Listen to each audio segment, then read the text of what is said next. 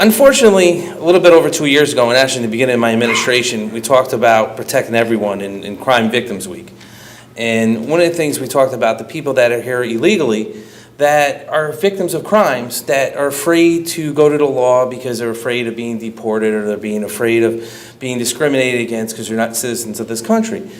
So we came up with an idea, and it was the Immigration Center.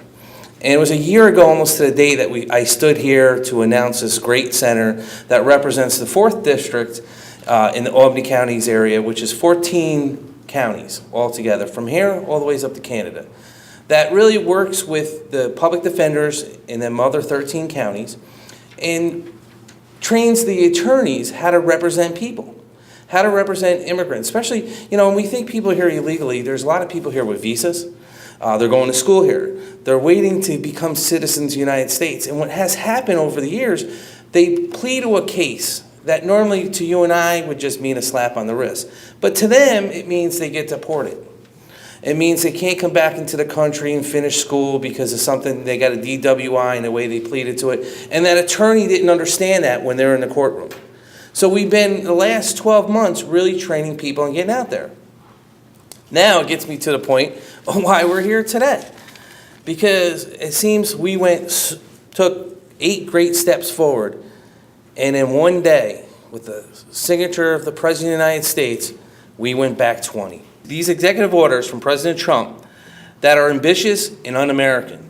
The second and third order that are discrimination, I believe, basically saying that if you're not a citizen of this country and you're here legally or not, regardless of any affiliation, if you're a Muslim, you can't get back into the country.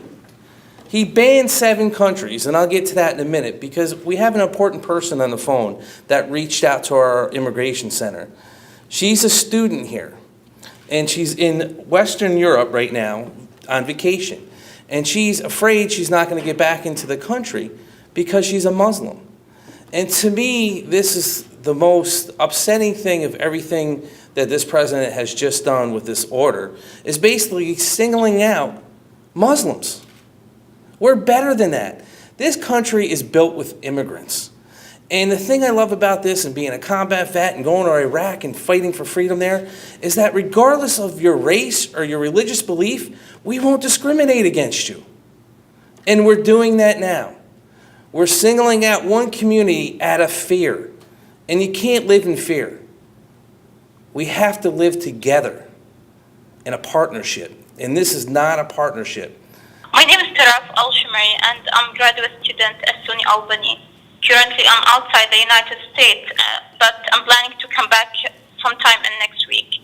However, with the new policy that I heard of banning Muslims from entering the U.S., I'm really terrified if this would affect my situation, and if they will allow me to get into the United States. I'm really concerned if I can go back to my school, if I can finish my PhD degree, if I can finish my work. As a Muslim, yesterday honestly, I struggled to sleep, thinking of those detained at U.S. airports and the application of Muslim ban. And if the same thing happened to those people, will happen to me as well when I come back next week. I really hope if this tragedy will end soon, and because studying and coming to the United States is a dream of 1,000 million students all over the world, not only Muslims students. And because this is a country of science, of freedom and opportunity, open-minded people, not fear, not discrimination or agitation. So I hope everything will be fine soon. I don't know if it will be all right, but this is my hope, and because I trust in American people. I trust America, and I trust the law in America. And I know people will support human rights and will stand for rights. Thank you. And we're going to stand there with you, and we're going to make sure that you get back into the country. So my office is going to stay in contact with you. One of the great things I've gotten to do as county executive, and you got to think of the good things because you got this experience like this right now, unfortunately, is I get invited down to the Foley Building to watch new citizens get sworn in from all around this globe. And watching these national citizen ceremonies of hundreds of new citizens has it's inspiring to me. Because I always sit there and I look at them all and I say, look, whatever your opinion is of Americans, if you think you should wear a tie and a suit, or wear a certain type of jeans, I'm like, don't change. Because what's made this country the greatest country in the world is because we get multiple cultures here. Food, clothing, different ways of life that makes us so great. Don't change because you think you have this impression of what America should look like.